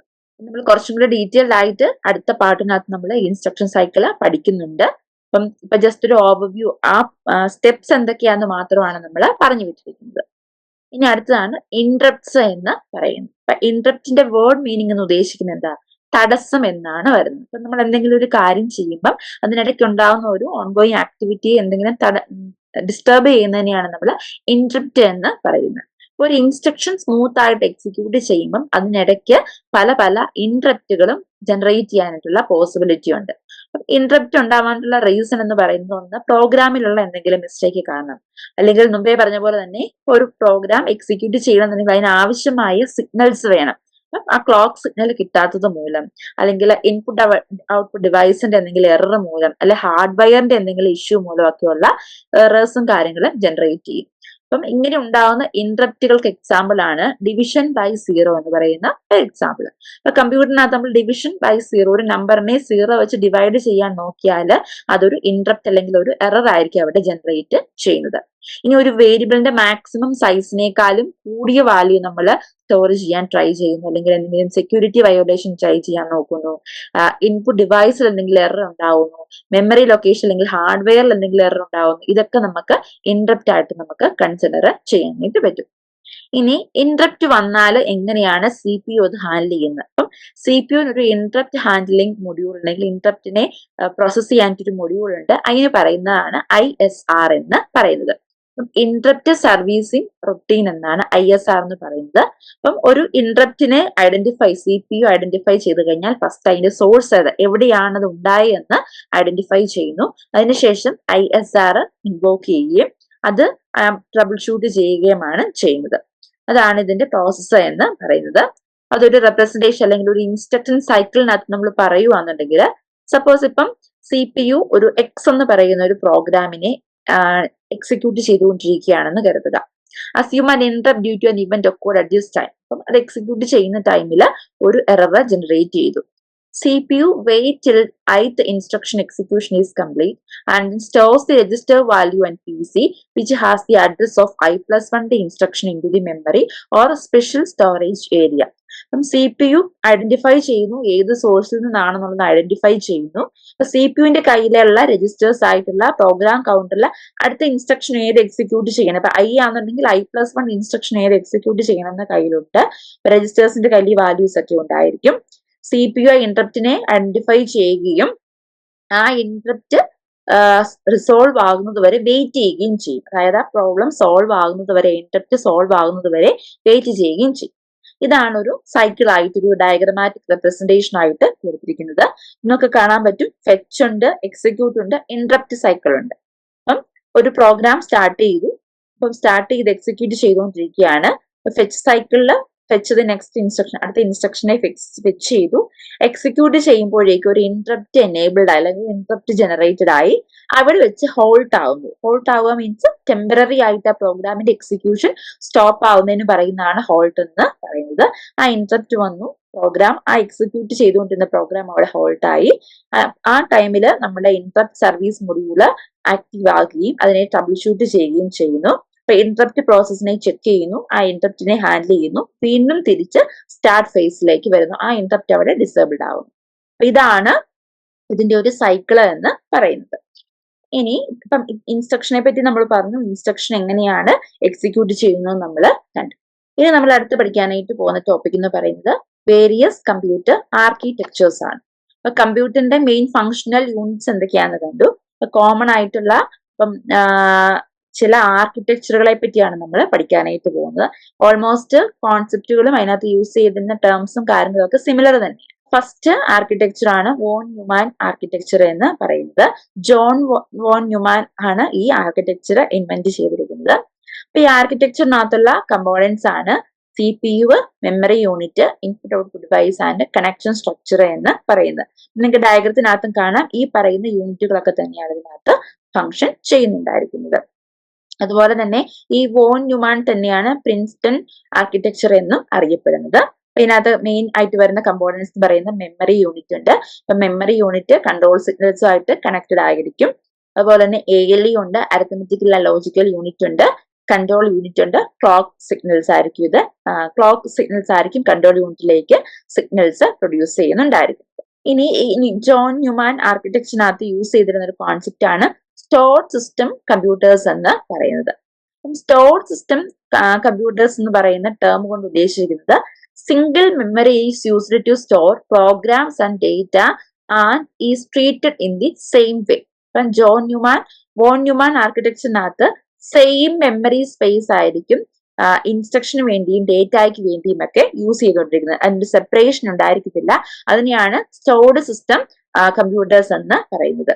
ഓൾറെഡി പറഞ്ഞു വോൺ ന്യൂമാൻ ആർക്കിടെക്ചറിനെ തന്നെയാണ് നമ്മൾ പ്രിൻസ്റ്റൺ മോഡൽ എന്ന് പറയുന്നുണ്ടായിരുന്നു. ഇനി ഇതിനെ നമ്മളൊന്ന് സമ്മറൈസ് ചെയ്യുവാന്നുണ്ടെങ്കിൽ ഇതിനകത്ത് വരുന്ന ഓപ്പറേഷണൽ യൂണിറ്റ് ആണ് കൺട്രോൾ യൂണിറ്റ് ഉണ്ട്, രജിസ്റ്റർ സർക്യൂട്ടറി ഉണ്ട്, IO ഡിവൈസുകളുണ്ട്, മെമ്മറി ഉണ്ട്, കണക്ഷൻ സ്ട്രക്ചർ ഉണ്ട്. നമ്മൾ കമ്പ്യൂട്ടറിന്റെ ഫങ്ഷണൽ യൂണിറ്റ് പഠിച്ച പോലെ തന്നെയാണ് ഇതിനകത്തും വരുന്നത്. ഇതിനകത്ത് അഡീഷണൽ ആയിട്ട് വരുന്നത് ഷെയർഡ് മെമ്മറി സ്പേസ് ആയിരിക്കും ഇതിനകത്ത് യൂസ് ചെയ്യുന്നുണ്ടായിരിക്കുന്നതാണ്. ഇനി അതുപോലെ തന്നെ വരുന്നതാണ് ഇതിനകത്ത് യൂസ് ചെയ്തിരുന്ന മെമ്മറിയാണ് random access memory.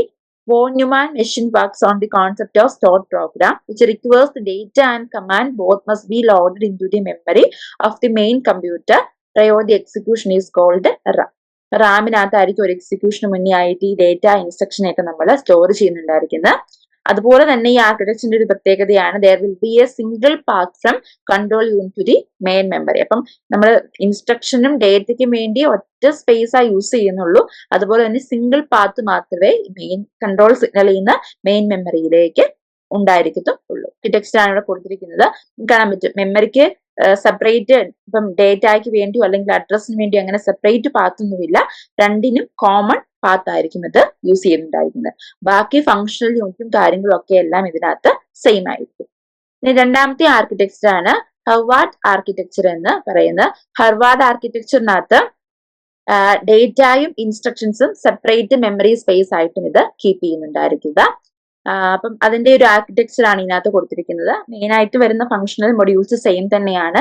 ALU, instruction memory, control unit, data memory, input output unit, ഇത്ര യൂണിറ്റുകളായിരിക്കും ഇതിനകത്ത് വരുന്നുണ്ടായിരിക്കുന്നത്. ഒരു ഡിഫറൻസ് എന്ന് പറയുന്നത് സെപ്പറേറ്റ് മെമ്മറി സ്പേസ് ഇതിനകത്ത് യൂസ് ചെയ്യുന്നു എന്നതാണ്. ഇനി അടുത്ത് വരുന്ന ആർക്കിടെക്ചർ ആണ് ISI എന്ന് പറയുന്ന ആർക്കിടെക്ചർ. ഇൻസ്ട്രക്ഷൻ സെറ്റ് ആർക്കിടെക്ചർ ആണ് ഉദ്ദേശിക്കുന്നത്. അതിനകത്ത് മെയിൻലി 3 ടൈപ്പ് ഓഫ് ഇൻസ്ട്രക്ഷൻസ് ആയിരിക്കും യൂസ് ചെയ്യുന്നുണ്ടായിരിക്കുന്നത്. Arithmetical logic instruction, data transfer instruction, branch and jump instruction. അപ്പം ഈ കാറ്റഗറി ഓഫ് ഇൻസ്ട്രക്ഷൻ ആയിരിക്കും മെയിൻ ആയിട്ടും ഈ ISIക്കകത്ത് വരുന്നുണ്ടായിരിക്കുന്നത്. ഇനി ഈ ഇൻസ്ട്രക്ഷന് തന്നെ പല ഫോർമാറ്റുകളുണ്ട്. അപ്പൊ ഫോർമാറ്റിനനുസരിച്ച് ഇൻസ്ട്രക്ഷനും മാറും. R ഇൻസ്ട്രക്ഷൻ ഫോർമാറ്റ് ഉണ്ട്, I ഇൻസ്ട്രക്ഷൻ ഫോർമാറ്റ് ഉണ്ട്, J ഇൻസ്ട്രക്ഷൻ ഫോർമാറ്റ് ഉണ്ട്. അതിനനുസരിച്ച് തന്നെ അതിന്റെ ആർക്കിടെക്ചറും കാര്യങ്ങളും ഒക്കെ നമ്മൾ മാറുന്നുണ്ടായിരിക്കും. ISI സ്റ്റാൻഡേർഡ് അനുസരിച്ച് അതിനകത്ത് യൂസ് ചെയ്യുന്ന ഓപ്പറാൻഡിന്റെ ഫോമും കോഡിന്റെ ഫോമും ഒക്കെ അതിനകത്ത് മാറുന്നുണ്ട്. ഇതിന്റെ ഒരു അബ്സ്ട്രാക്ഷൻ ലെവൽ ഓഫ് ഹൈറാർക്കിയാണ് കൊടുത്തിരിക്കുന്നത്. ഇൻസ്ട്രക്ഷൻ സെറ്റ് ആർക്കിടെക്ചർ, അത് കഴിഞ്ഞ് വന്നാണ് മൈക്രോ ആർക്കിടെക്ചർ. അതിനുശേഷം രജിസ്റ്റേഴ്സും കൗണ്ടേഴ്സും വന്നു. പിന്നെ കോമ്പിനേഷണൽ ആൻഡ് സീക്വൻഷ്യൽ സർക്യൂട്ട്. ഇത് നമ്മൾ താഴേന്ന് മുകളിലേക്ക് നോക്കുമ്പോഴേക്കും ഇതിന്റെ അബ്സ്ട്രാക്ഷൻ ലെവല് ഓരോ ലെവൽ കൂടുന്തോറും ഇൻക്രീസ് ചെയ്താണ് വരുന്നുണ്ടായിരുന്നത്. പിന്നെ അടുത്തതാണ് RISC എന്ന് പറയുന്നത്. ഇതും ഒരു സ്ട്രോങ് ഡിസൈൻ ആർക്കിടെക്ചർ മോഡലാണ്. അതിനകത്ത് മെയിൻ ആയിട്ടും 4 ബിൽഡിംഗ് ബ്ലോക്കുകളാണുള്ളത്. ഒന്ന് ഇൻസ്ട്രക്ഷൻ ആണ്. അപ്പം നമ്മൾ നേരത്തെയുള്ള ആർക്കിടെക്ചറുമായിട്ട് കമ്പയർ ചെയ്യുമ്പോൾ ഇതിനകത്ത് ഇൻസ്ട്രക്ഷൻസിന്റെ എണ്ണം കുറവായിരിക്കും. അതുപോലെ തന്നെ പൈപ്സ്, അപ്പം പല യൂണിറ്റുകളെ കമ്പൈൻ ചെയ്ത് പ്രോസസ് ചെയ്യാനായിട്ട് പൈപ്സും കാര്യങ്ങളും യൂസ് ചെയ്യുന്നുണ്ട്. പിന്നെ നമ്മൾ പറഞ്ഞ പോലെ തന്നെ ഡേറ്റയെ സ്റ്റോർ ചെയ്യാനായിട്ട് രജിസ്റ്റേഴ്സും കാര്യങ്ങളും യൂസ് ചെയ്യുന്നുണ്ട്. പിന്നെ നാലാമത്തെ കമ്പോണന്റ് ആണ് ലോഡ് സ്റ്റോർ ക്രിയേഷൻ എന്ന് പറയുന്നത്. The processor operate on data managed in registers. Memory access is expensive, so separate memory access to data processing provides an opportunity. ഇതിനകത്ത് സെപ്പറേറ്റ് ആക്സസ് ആയിരിക്കും പ്രൊവൈഡ് ചെയ്യുന്നത്. നമ്മൾ ഏറ്റവും ആദ്യം കണ്ടതുപോലെ ഷെയർഡ് സ്പേസ് ആയിരിക്കത്തില്ല യൂസ് ചെയ്യുന്നത്, സെപ്പറേറ്റ് സ്പേസ് ആയിരിക്കും ഇതിനകത്ത് നമ്മൾ യൂസ് ചെയ്യുന്നുണ്ടായിരിക്കുക. അപ്പൊ ഈ ആർക്കിടെക്ചറൊക്കെ വന്നപ്പോഴേക്കും ഒരുപാട് സിസ്റ്റത്തിന്റെ കോംപ്ലക്സിറ്റിയും കാര്യങ്ങളും ഒക്കെ റിഡ്യൂസ്ഡ് ആയിട്ടായിരിക്കും വരുന്നുണ്ടായിരിക്കുന്നത്. RISC ഒക്കെ ഫോർമുലേഷൻ വന്നതോടുകൂടി കോംപ്ലക്സിറ്റിയും കാര്യങ്ങളും ഒക്കെ ഇതിനകത്ത് കുറവായിരിക്കും ഉണ്ടായിരുന്നത്. ഇനി അടുത്ത ആർക്കിടെക്ചർ ആണ് multi processor and multi core architecture എന്ന് പറയുന്നത്.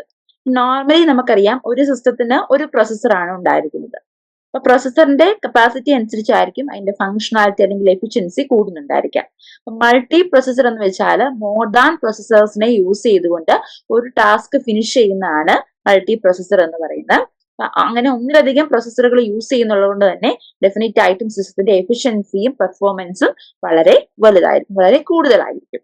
അപ്പം ഈ ആർക്കിടെക്ചറിന് തന്നെ ഒരു കറസ്പോണ്ടൻസ് ആണ് പാരലിസം എന്ന് പറയുന്ന വേർഡ്. അപ്പം ഒരു ടാസ്ക് ഒരു തവണ ചെയ്ത് അതിന്റെ റിസൾട്ട് കിട്ടി നമ്മളാണ് അതിനുശേഷമാണ് അടുത്തത് നമ്മൾ ചെയ്യുന്നത്. അപ്പൊ ഈ മൾട്ടി പ്രൊസസർ അല്ലെങ്കിൽ പാരലിസം ഉള്ളതുകൊണ്ട് തന്നെ ഒന്നിലധികം ടാസ്കുകളെ ഒന്നിലധികം പ്രൊസസ്സറുകളെ ഒരുമിച്ച് എക്സിക്യൂട്ട് ചെയ്ത് നമുക്ക് പാരലായിട്ട് നമുക്ക് റിസൾട്ട് കിട്ടും. അതാണ് പാരലിസം അല്ലെങ്കിൽ പാരൽ എക്സിക്യൂഷൻ എന്നതുകൊണ്ട് ഉദ്ദേശിച്ചിരിക്കുന്നത്. ഒരു കാര്യം ചെയ്തിട്ട് അടുത്ത കാര്യം ചെയ്യുന്നതിന് പകരമായി ഒന്നിലധികം പ്രൊസസ്സറുകൾ ഒരുമിച്ച് യൂസ് ചെയ്തിട്ട് എക്സിക്യൂട്ട് ചെയ്ത് നമുക്ക് പാരലായിട്ട് നമുക്ക് റിസൾട്ട് കിട്ടുന്നതാണ് ഈ പാരലിസം അല്ലെങ്കിൽ മൾട്ടി പ്രൊസസർ എന്ന് പറയുന്ന ആ ഒരു ആർക്കിടെക്ചർ. മൾട്ടി കോർ എന്ന് ഉദ്ദേശിക്കുന്നതും സിംഗിൾ പ്രൊസസറിന്റെ സ്ഥാനത്ത് മൾട്ടിപ്പിൾ കോർസ് യൂസ് ചെയ്തിട്ട് ഇൻഡിപെൻഡന്റ് ആയിട്ട് ഇത് എക്സിക്യൂട്ട് ചെയ്ത് നമുക്ക് കിട്ടുന്നതാണ് മൾട്ടി കോർ എന്ന് പറയുന്നത്. MIMD കാറ്റഗറി ആയിട്ട് കറസ്പോണ്ട് ആണ്. Multiple instruction, multiple data. അപ്പൊ ഒന്നിലധികം ഇൻസ്ട്രക്ഷനെ ഒന്നിലധികം ഡേറ്റയിലിട്ട് നമുക്ക് ഒരുമിച്ച് എക്സിക്യൂട്ട് ചെയ്ത് നമുക്ക് റിസൾട്ട് കിട്ടും. അപ്പൊ ഇതിന്റെയൊക്കെ ഒരു റിസൾട്ട് എന്ന് പറയുന്നത് സിസ്റ്റത്തിന്റെ എഫിഷ്യൻസി അല്ലെങ്കിൽ പെർഫോമൻസ് കൂടുക എന്നുള്ളതാണ് ഉദ്ദേശിക്കുന്നത്. ഇനി അവസാന ഭാഗത്തേക്ക് വരുമ്പോഴുള്ള ആർക്കിടെക്ചർ ആണ് മൊബൈൽ ആർക്കിടെക്ചർ എന്ന് പറയുന്നത്. നമുക്ക് എല്ലാവർക്കും അറിയാം ഒരു ലാപ്ടോപ്പിന്റെ തന്നെ ഒരു മിനിയേച്ചർ ആണ് ഒരു മൊബൈൽ എന്ന് പറയുന്നത്. മൊബൈൽ ആർക്കിടെക്ചർ നമ്മൾ കൺസിഡർ ചെയ്യുകയാണെന്നുണ്ടെങ്കിൽ മെയിൻ ആയിട്ടും 2 സെക്ഷൻ ആയിട്ട് എടുക്കാം. ഒന്ന് കമ്മ്യൂണിക്കേഷൻ പ്രോസസ് ചെയ്യാനായിട്ടുള്ള ഒരു മൊഡ്യൂൾ ആയിട്ടും, 2 നമ്മൾ അതിനകത്ത് യൂസ് ചെയ്യുന്ന ആപ്ലിക്കേഷൻസിനെ പ്രോസസ് ചെയ്യാനായിട്ടുള്ള ഒരു മൊഡ്യൂൾസ് ആയിട്ട് നമുക്ക് കൺസിഡർ ചെയ്യാൻ പറ്റും. അതിനോടൊപ്പം തന്നെ നമുക്ക് ഇൻപുട്ട് കൊടുക്കാനായിട്ട് നമുക്കറിയാം നമ്മളൊരു മൊബൈലിലാണെങ്കിൽ ഇൻപുട്ട് കൊടുക്കുന്നത് അതിന്റെ ടച്ച് സ്ക്രീൻ വഴിയാണ് നമ്മൾ ഇൻപുട്ട് കൊടുക്കുന്നത്. ഇത് നമുക്ക് തിരിച്ച് ഔട്ട്പുട്ട് കിട്ടുന്നത് അതിന്റെ സ്ക്രീൻ അല്ലെങ്കിൽ ഓഡിയോ വീഡിയോ സിസ്റ്റം വഴിയാണ് നമുക്ക് ഔട്ട്പുട്ട് കിട്ടുന്നത്. അപ്പം ഇത് കൂടാതെ തന്നെ നമ്മുടെ മൊബൈലിന്റെ ഡിസ്പ്ലേ കൺട്രോൾ ചെയ്യാൻ, പവറിനെ കൺട്രോൾ ചെയ്യാൻ, മെമ്മറിയെ കൺട്രോൾ ചെയ്യാനായിട്ടൊക്കെയുള്ള മൊഡ്യൂൾസും കാര്യങ്ങളും ഇതിനകത്ത് ആർക്കിടെക്ചറിനകത്ത് ഉണ്ട്. അപ്പോൾ ഓൾമോസ്റ്റ് ഒരു ലാപ്ടോപ്പിന്റെ തന്നെ ഒരു മിനിയേച്ചർ ആണ് അല്ലെങ്കിൽ ഒരു കമ്പ്യൂട്ടറിന്റെ തന്നെ ഒരു മിനിയേച്ചർ ആണ് ഈ മൊബൈൽ ഫോൺ എന്ന് പറയുന്നത്. ആ ആർക്കിടെക്ചർ ആണ് ഇവിടെ കൊടുത്തിരിക്കുന്നത്. ഇൻപുട്ട് യൂണിറ്റ് ഉണ്ട്, ഔട്ട്പുട്ട് യൂണിറ്റ് ഉണ്ട്, പ്രോസസ്സിങ്ങിനകത്ത് വന്നു കഴിയുമ്പോഴേക്കും ആപ്ലിക്കേഷൻസിനെ പ്രോസസ് ചെയ്യാനുള്ള യൂണിറ്റ് ഉണ്ട്, കൺട്രോൾ സിഗ്നൽസ് ഇഷ്യൂ ചെയ്യാനുള്ള യൂണിറ്റ് ഉണ്ട്, കമ്മ്യൂണിക്കേഷനെ പ്രോസസ് ചെയ്യാനായിട്ടുള്ള യൂണിറ്റും. നമ്മൾ ഇതിന്റെ അവസാന ഭാഗത്തേക്ക് വരുമ്പോൾ പ്രീവിയസ് ഇയർ ക്വസ്റ്റ്യൻസ് ജസ്റ്റ് നോക്കാം. ഈ ഫസ്റ്റ് യൂണിറ്റിന്റെ റിപ്പീറ്റഡ് ആയിട്ട് കണ്ടിരിക്കുന്ന ക്വസ്റ്റ്യൻ ആണ്. ഒന്ന് ഹർവാർഡ് ആർക്കിടെക്ചറിന്റെ ഡയഗ്രാം സഹിതം എക്സ്പ്ലെയിൻ ചെയ്യാനായിട്ട് ചോദിച്ചിട്ടുണ്ട്. പിന്നെ വോൺ ന്യൂമാൻ ആർക്കിടെക്ചർ നമ്മൾ ഏറ്റവും ആദ്യം പഠിച്ച സിസ്റ്റത്തിന്റെ ആർക്കിടെക്ചർ. അതുപോലെ തന്നെ ഒരു കമ്പ്യൂട്ടറിന്റെ ഫങ്ഷണൽ യൂണിറ്റ്സ് ഏതൊക്കെയാന്നുള്ളതാണ് മെയിൻ ആയിട്ട് ഇതിനകത്ത് ചോദിച്ചിരിക്കുന്നത്. അപ്പൊ ഫസ്റ്റ് യൂണിറ്റിന്റെ ഒരു ജസ്റ്റ് സമ്മറി പറയുകയാണെന്നുണ്ടെങ്കിൽ നമ്മൾ ആദ്യം കണ്ടത് കമ്പ്യൂട്ടറിന്റെ ഹിസ്റ്ററി ആയിരുന്നു. ഓരോ സ്റ്റേജിലെ ഡെവലപ്മെന്റ്സും കാര്യങ്ങളും നമ്മൾ പഠിച്ചു. പിന്നെ നമ്മൾ കമ്പ്യൂട്ടറിന്റെ ഫങ്ഷണൽ യൂണിറ്റ് എന്താണ്, ഓരോ യൂണിറ്റും എന്താണെന്ന് നമ്മൾ കണ്ടു. പിന്നെ നമ്മൾ ഇൻസ്ട്രക്ഷൻ എന്താണ്, ഇൻസ്ട്രക്ഷൻ എങ്ങനെയാണ് എക്സിക്യൂട്ട് ചെയ്യുന്നത്, ഇന്ററപ്റ്റ് എന്താണ്, ഇന്ററപ്റ്റ് വന്നാൽ എങ്ങനെ എക്സിക്യൂട്ട് ചെയ്യുന്നതെന്ന് കണ്ടു. അതിനുശേഷം നമ്മൾ പഠിച്ചത് കമ്പ്യൂട്ടറിന്റെ പല ആർക്കിടെക്ചർ മോഡൽസ് ആണ്. ഒന്നിലധികം മോഡൽസ് എന്താണ്, അപ്പൊ ഈ മോഡൽസിന്റെ ഒക്കെ ഫങ്ഷണൽ യൂണിറ്റുകൾ സെയിം തന്നെയാണ്. അതിനകത്തുള്ള മെമ്മറിക്കകത്തായിരിക്കും മെയിൻ ആയിട്ടും ഡിഫറൻസുകൾ വന്നിട്ടുണ്ടായിരുന്നത്. ലാസ്റ്റ് വന്നപ്പം മൾട്ടി പ്രോസസർ എന്താണ്, മൾട്ടി കോർ എന്താണ്, മൊബൈലിന്റെ ആർക്കിടെക്ചർ എന്താണ്, ഇത്രയാണ് നമ്മൾ ഫസ്റ്റ് യൂണിറ്റിനകത്ത് നമ്മൾ കണ്ടത്. Okay, thank you.